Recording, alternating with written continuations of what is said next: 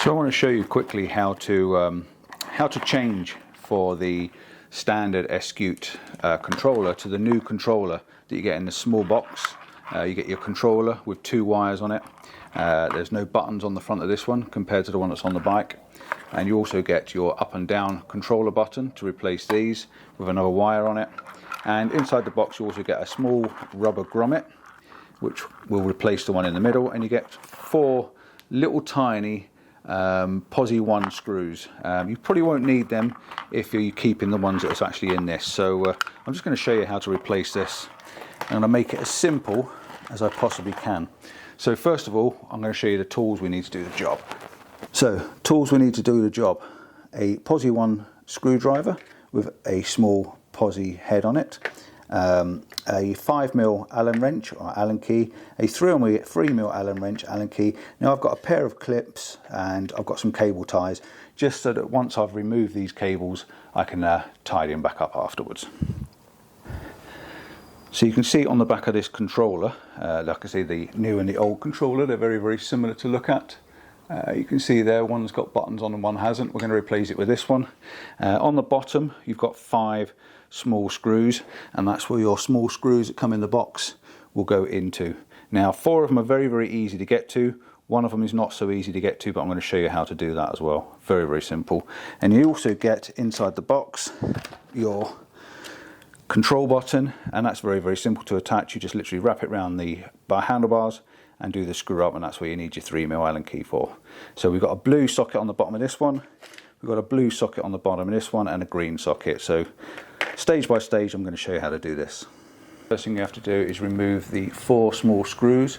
There's 1, 2, 3, 4. You can see them underneath the headstock or the stem, and we're just going to take those out and remove those first.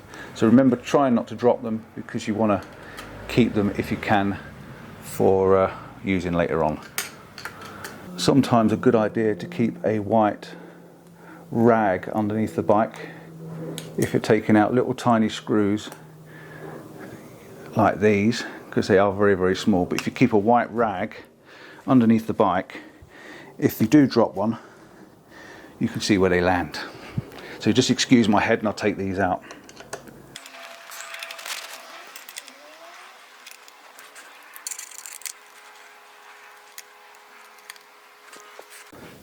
So once your 4 screws have been removed from underneath the stem, you need to now slacken off the 2 retaining screws that hold your stem, lock your stem in place, and then take out the little rubber grommet in the top.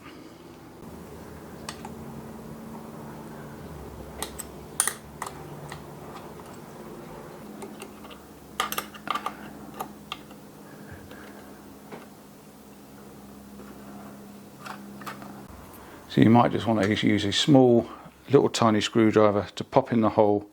As you pop it in, you can just pull it out and get the grommet out like so. So inside the top of that hole you'll see there's another Allen key which your 6mm will fit inside. So you put your Allen key in and just basically slacken it off and loosen it all the way so you can remove the stem from the handlebars. Before you do any operations, before you do anything on the bike, I would recommend that you take the battery out and remove it so it doesn't end up getting damaging the electrics, because we are going to be unplugging some cables in a moment. So now the handlebars are loose, just get hold of the cable coming out the bottom of the stem and pull it apart. It's quite a stiff pull, but you'll see there's a green wire that comes apart. Next thing we have to do is take the stem and just lift the stem off of the column and turn it upside down. Inside here you will see there's another small screw where you'll need your screwdriver, and just remove it.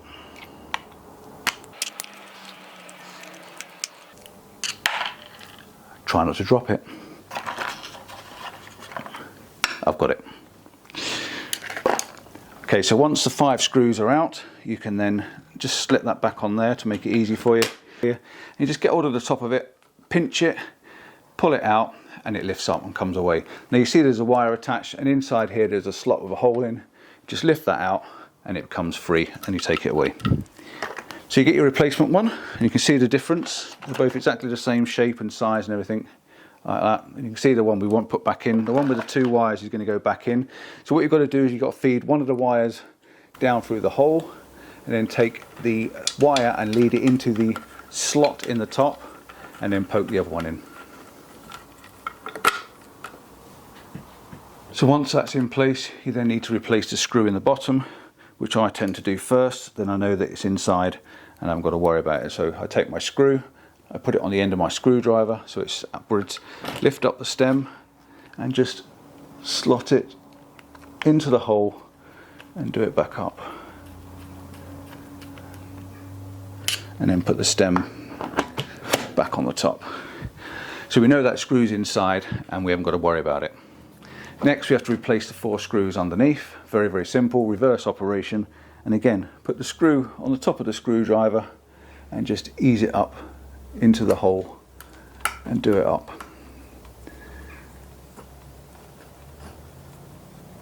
Don't over tighten them because you'll damage them.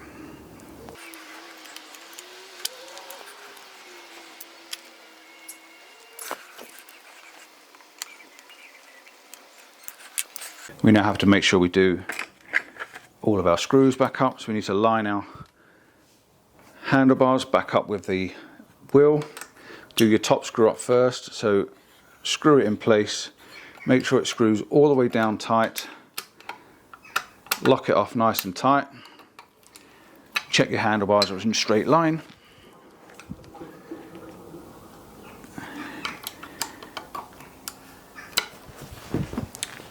Once that's pinched off, do up the 2 screws on the side of the column.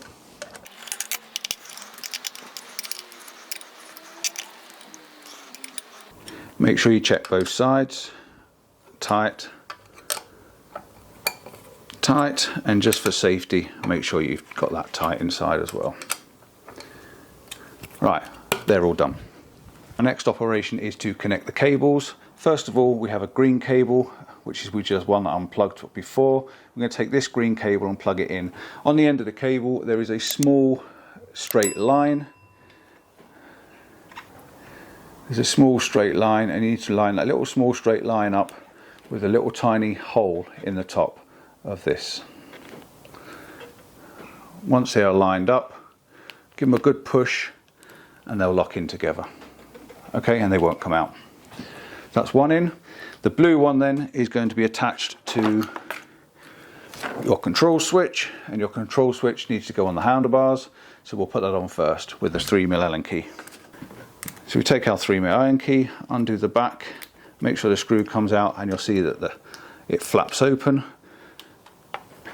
Wrap it around your steering with the key on with the Allen key, the screw on the top.